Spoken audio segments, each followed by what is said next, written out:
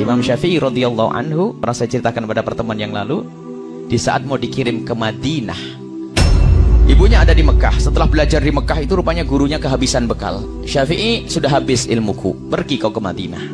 Waduh, ada murid kayak begitu, hebat benar Pak. Saya pengen punya ilmu begitu sampai saya pengen punya santri langsung begitu.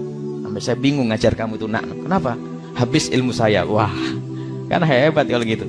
Ini ada orang ngajar Imam Syafi'i itu kehabisan. Syafi'i, ilmuku sudah habis, pergilah kau ke Madinah. Pamitan kepada ibunya. Setelah pamitan kepada ibunya, setelah ke Madinah nanti dikirim ke Irak. Apa kata ibunya? Nak, berangkatlah kau menuntut ilmu, ilmu jihad di jalan Allah.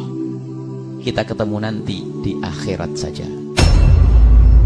Bagaimana kalau ibu kita ngomong gitu? Dan saya masih ingat Umi juga pernah waktu itu saya dengar cerita sebelum dari buku, dari ceritanya Umi. Berangkatlah kau Syafi'i, nanti kita ketemu di akhirat. Imam Syafi'i ke Madinah, lalu berangkat ke Irak. Di Irak tuh Imam Syafi'i bukan setahun 2 tahun, karena takut pulang ke rumah, nggak berani, karena belum dipanggil sama ibunya. Belum dipanggil sama ibunya. Di Irak menjadi orang alim besar, sehingga setiap rombongan dari Irak haji, ibunya Imam Syafi'i datang ikut haji juga. Suatu ketika ada halaqah besar di Masjidil Haram. Ada seorang alim besar dari Irak, sebentar-sebentar berkata, qala Muhammad bin Idris Asy-Syafi'i. Qala Muhammad bin Idris, berkata Muhammad bin Idris Asy-Syafi'i. Ibunya Imam Syafi'i itu bingung, siapa Muhammad bin Idris itu? Akhirnya ditanya, ya Syekh, siapa Muhammad bin Idris Asy-Syafi'i? Sang Syekh dengan penuh kebanggaan, dia adalah guruku, seorang alim yang ada di Irak, asalnya dari Mekah ini. Ibunya kaget, ketahuilah ya Syekh, Muhammad bin Idris Asy-Syafi'i adalah anakku. Ibunya masih ada. Iya, Muhammad bin Idris Asy-Syafi'i adalah anakku. Akhirnya dihormati ibunya Imam Syafi'i. Terus apa pesanmu untuk Syafi'i? Pesanku untuk Syafi'i, kalau memang Syafi'i pengen pulang, Syafi'i boleh pulang. Baru disampaikan kepada Imam Syafi'i bahwasanya Syafi'i boleh pulang. Dulu janjinya ketemu di akhirat. Artinya sudah tidak harapan ketemu di dunia kayak gitu. Karena tidak ada telepon, tidak ada SMS, nggak ada. Akhirnya disampaikan kepada Imam Syafi'i, langsung bergegas Imam Syafi'i pulang. Karena Imam Syafi'i itu kiai gede, ulama kelas nasional, internasional waktu itu, sehingga syairnya Imam Syafi'i itu kalau dibawa ke Mekah langsung tersebar ke penjuru dunia. Akhirnya Imam Syafi'i waktu mau berangkat pulang, orang-orang yang sudah mencintai Imam Syafi'i memberikan kekayaannya. Ada yang ngasih 3 onta, 1 onta. Ini bayangkan se-Irak. Jadi Imam Syafi'i punya ratusan onta pulang, dengan isinya sekaligus di punggungnya unta. Imam Syafi'i bingung, dikawal oleh beberapa santrinya ngikuti Imam Syafi'i. Jadi Imam Syafi'i pulang dengan kekayaan. Lihat, carinya duit, carinya ilmu, tapi pulang dikasih kekayaan.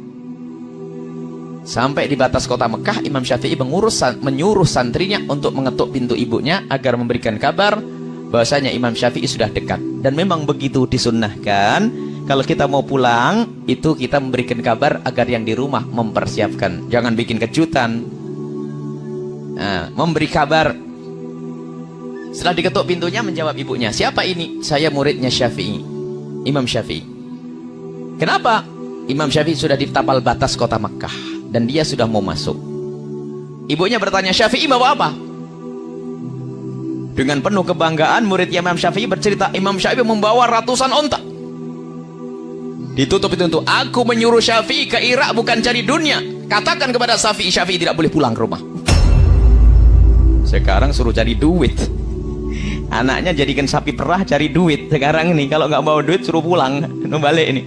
Ini bawa onta banyak, marah ibunya. Aku nyuruh Syafi'i ke Irak bukan cari duit, bukan cari onta. Akhirnya sampaikan Imam Syafi'i, gemeteran dia nyampaikan, ya Imam Syafi'i, ibumu marah. Kenapa? Ibu bertanya Syafi'i bawa apa? Terus, ya aku bercerita kamu bawa onta yang banyak. Salah kamu, jangan ngomong itu. Baik, sekarang aku panggil warga Mekah. Semua ontanya, hartanya dibagikan kepada semua penghuni Mekah. Yang ada hanya kitab saja. Sampaikan kepada ibuku, dikentuk. Siapa ini? Aku murid Syafi'i. Kenapa?